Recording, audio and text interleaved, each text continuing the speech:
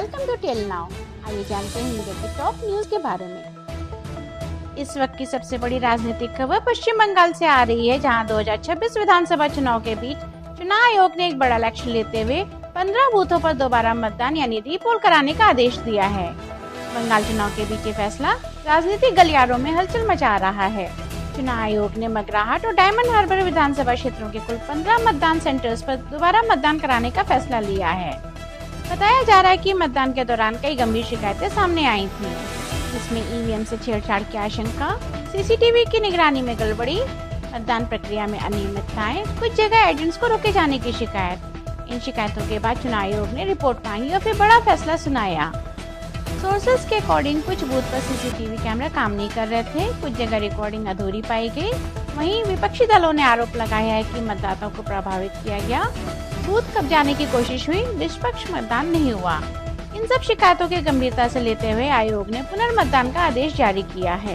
Repoll का सबसे बड़ा असर देखने को मिलेगा मगराहट एरिया में और डायमंड हार्बर सीट में।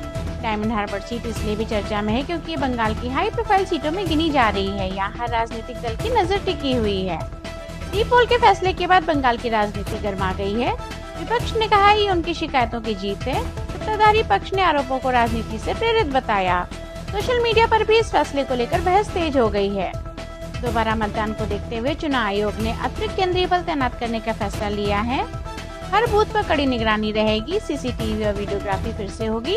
मतदान प्रक्रिया पर विशेष नजर रखी जाएगी ताकि इस बार किसी भी तरह की शिकायत सामने न आए। सबसे बड़ा सवाल यही है कि क्या इन 15 बूथों का परिणाम पूरे चुनावी गणित को बदल सकता है। विशेषज्ञों का मानना है कि अगर मुकाबला करीबी हुआ तो कुछ बूथों के वोट भी नतीजे में बदल सकते हैं। यही वजह है सभी दल अब रीपोल पर फोकस कर चुके हैं।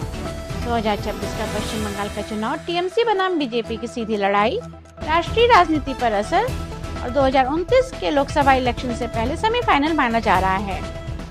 ऐसे में हर सीट, हर बूथ और हर वोट बेहद अहम हो गया है। कुल मिलाकर पश्चिम बंगाल चुनाव के बीच में 15 बूथों पर रीपोल का आदेश दिया गया है।